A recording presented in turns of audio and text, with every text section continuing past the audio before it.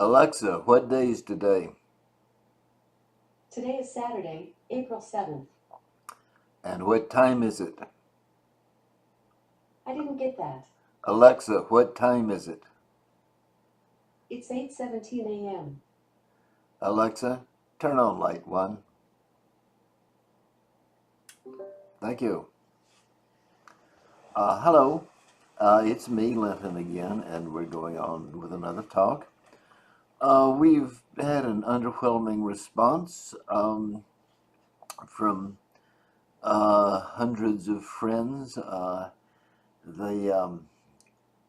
It's amazing. Here we have a world of epidemics of insomnia.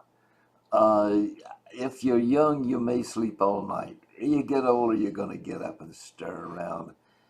And you got to get good and bored before you go back to sleep. And here I am. Come on, you want to be bored? You want to be lulled to sleep? Of course, if you listen to what I'm saying, you'll never sleep again. Okay, there's Terror 19, Patrick Bateson.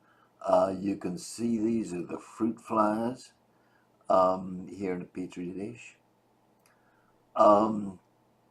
We're trying to run down the cause of inbreeding depression, and what's actually more important to what we now call outbreeding depression. We know how to deal with inbreeding depression.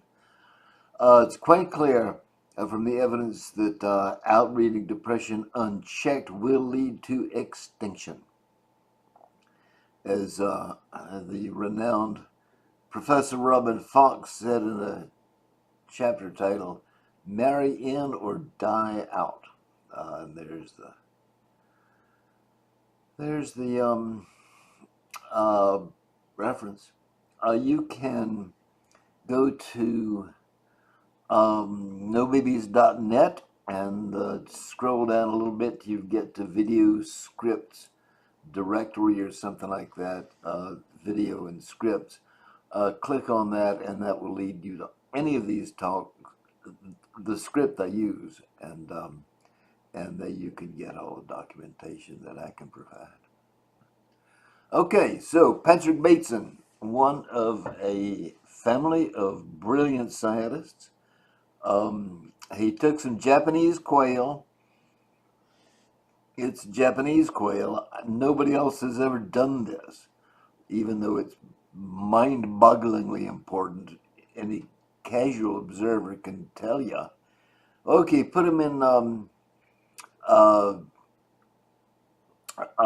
a place. All right, sticks a quail in the middle, and there are 4 windows on the 4 sides, and he play around with the polarized light and so forth, so that there'd be birds behind each window, and the birds could not see each other because of the way he had it set up. So, put a female in the center, surrounded by 4 males or more, or put a male in the center and surrounded by females, and then just watch and see how much time the test bird in the middle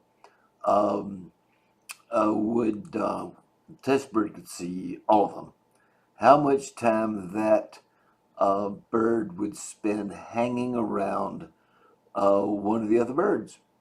And he tried siblings from the same clutch of eggs, siblings that had been brought up separately and together, and then different degrees out to what he calls unrelated, which means very distantly related. We know we're all related. We're related to those birds. It's just a matter of how related. So here's what he found. Harumph. All right, this is the amount of time the test bird would spend looking at a bird of the opposite sex through one of the windows. If they had been in the same clutch of eggs and hatched together, they're not very interested in each other. Here.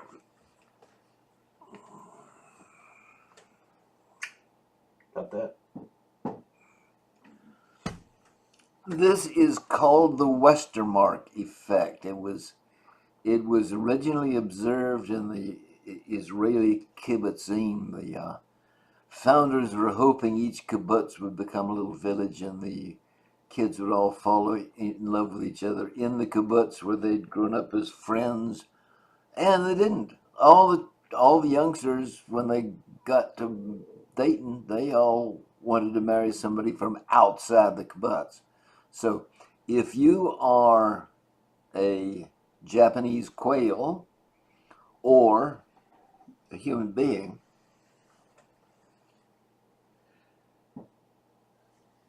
sexually, in terms of sexual attraction, somebody you grew up together with is a real downer. Well, that makes sense. You know, we don't want untrammeled incest. Okay, same deal, except that the birds were hatched separately. So that's the Westermarck effect from there to there. It's not really very strong. Even without knowing their siblings, the birds were not very much attracted to each other when they saw each other through the glass. So from there to there, that's Westermarck effect. And then they're offered first cousins. And guess what? Maximum attraction. The birds would spot a first cousin through the glass, completely unfamiliar bird, and say, that's the one, and spend, relatively speaking, an enormous amount of time in front of that window, clearly. Twice as much and more as if they were hatched together, and almost twice as much if they were not hatched together. All right, so there's your second cousin, your first cousin. And the birds just go gaga. It's called the cousin crush, and don't think it doesn't happen in people. People generally don't do it, as we'll go into later. But there is a natural, as it were, instinctive attraction to a first cousin because of their appearance, even though the test bird doesn't have an image of itself in its mind. You know, the bird has never looked into a mirror and said, oh, well, that's what I look like, presumably. But they recognize that first cousin and gaga. All right? And the effect is sustained out to third cousin. Now then, I don't know whether second cousin is up here or down here, right? It might be the second cousin is strongest of all. Bateson didn't check, and he's not going to. We lost him in the past year. Nobody else has ever done it. What could... People will write love songs. They will play music in a setting that suggests there's something sexually appealing about other people under certain, or the music itself. Huge industry, right? Sexual attraction, clothing, jewelry, way people act, cars they buy, all for sexual attraction. Big deal. Nobody's repeated Bateson's work. I am thunderstruck. Don't really have the resources for raising the quail, and you got to have an institutional license. But there you go. Familiar siblings, unfamiliar siblings. Bingo, first cousin, still very high, third cousin, back down again. Not as low as the familiar siblings, about the same as the unfamiliar siblings. So these quail are attracted to their relatives. If you remember the Sibley curve, that boosts um, their fertility. If they follow up on that, then they have more offspring than if they don't. Right? You got it. On the Sibley curve that we've seen before, if they're mating here, they're going to have more offspring than if they mate out here. And if it's true those quail, pretty clearly it's true of us, even though the Fed gets submerged by other issues. When we lost Bateson, I read his eulogy, and he knew this perfectly well. He'd say in meetings and in papers, "Oh yeah, by moving out to moving back to being attracted by cousins, as in, remember Robin Fox, marry in or die out, by coming in and marrying in rather than strangers, cousins, strangers, by moving this way, you move to the left across that Sibley curve and your fertility goes up. Go to the right and it's marry in or die out. Professor Fox said it.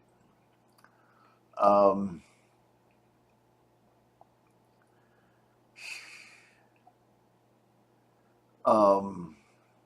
so it looks like Japanese quail fall in love with their cousins. If not, they're given a substantial appearance of doing so. So there we go. I hope I've either inspired you, informed you, or at least lulled you to sleep if that was your purpose. Um, that curve is of enormous importance, and we will be pursuing this further soon. Alexa, turn off light 1. Thank you.